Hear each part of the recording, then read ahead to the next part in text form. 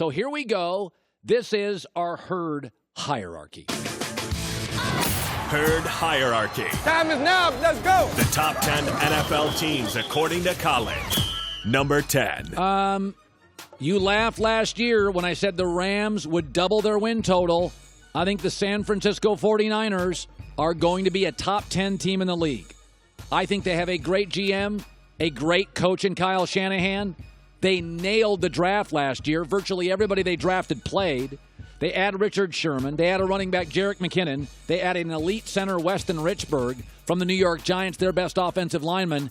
And they've got really good draft picks. San Francisco is my Rams and my Carolina Panthers of a year ago. Great coach, great leadership, franchise quarterback. Garoppolo's never lost as a Niner 5-0. They're not ready to win the Super Bowl. I'm not sure they're ready in the NFC to win a playoff game, but they're ready to get there. San Francisco at 10. Number 9. Say it again, Dallas. 10 draft picks and only about one really pressing need. Safety. Now, I think they need to add a receiver. Oh, wait, they did. Allen Hurns. I think they could use an interior lineman. It's a pretty good draft for that. And counting compensatory picks, they've got 10 draft picks.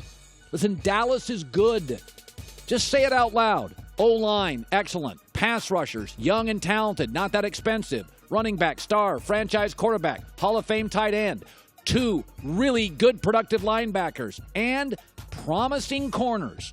I like Dallas. They have needs, but I think they're the 9th best team going into the season. Number 8. Hate to break it to you, but Indianapolis and Andrew Luck, they dominated it when he was healthy. He's been healthy for months. They just haven't advertised it. Now they're going to get multiple picks, 4 in the first 2 rounds. That'll be 4 starters. The new GM, Chris Ballard, has already flipped about 40% of this team. They'll be better coached.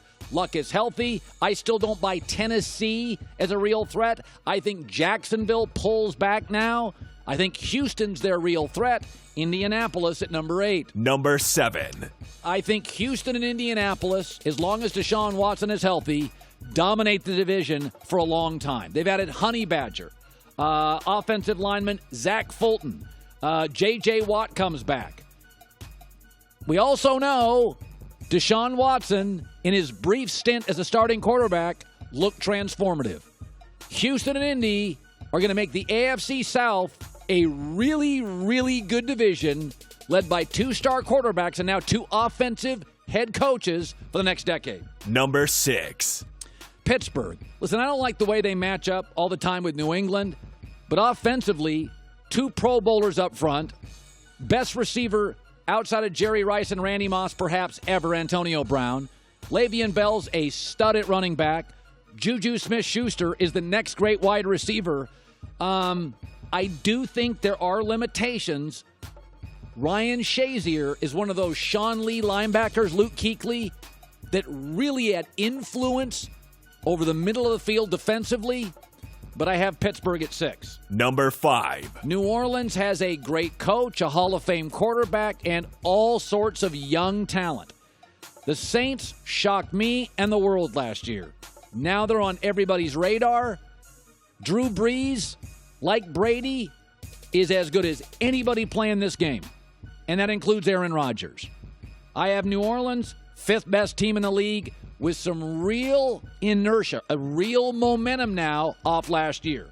Number 4. New England, they lost Nate Solder. That matters. Dion Lewis, they'll replace him at running back. They already have with Jeremy Hill. They've upgraded defense. Danny Shelton on the interior can really play. Adrian Claiborne, probably past his prime, but a good pass rusher. New England rebuilds and reloads. Julian Edelman comes back. Brady's back. Gronk's back. Stable of running backs. They'll be fine, although I don't think they're as talented as the next 3 rosters. Number 3. Minnesota. Now, eventually, because what they paid Kirk Cousins, they're going to have to shred some of these defensive players. But I like their coach. I like their defense. And Kirk Cousins, I mean, he's not Matt Ryan, he's not Drew Brees, but he can play, upgraded quarterback, and I think once again, Green Bay is going to be looking up at Minnesota, despite Aaron Rodgers, for the next couple of years. Number 2. Good God. Do the Rams have a weakness? You do get they have the best defensive tackle in the game. And now the best pure corner in the game. And the best offensive mind in the game. And maybe the best receiving core in the game. And they're interested, by the way, in Odell Beckham. And one of the top 3 left tackles in the game. And one of the best offensive lines in the game.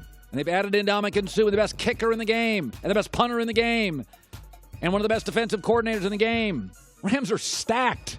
They're absolutely stacked. Number 1. Philadelphia. They get Carson Wentz back. The culture right now is really cool. Seahawks gave away Michael Bennett. They gave him away. With that defensive line, adding Michael Bennett, yeah, I like them a lot. They also just added wide receiver Mike Wallace, a home run guy. Halati Nada on the defensive line interior. Now, they did lose Frank Reich, a good coach. Don't love that. But I think Doug Peterson, Howie Roseman, Carson Wentz, and a very, very good offensive and defensive line. They have the best combo of O-line, D-line in the NFL. Philadelphia right now, best team in the NFL.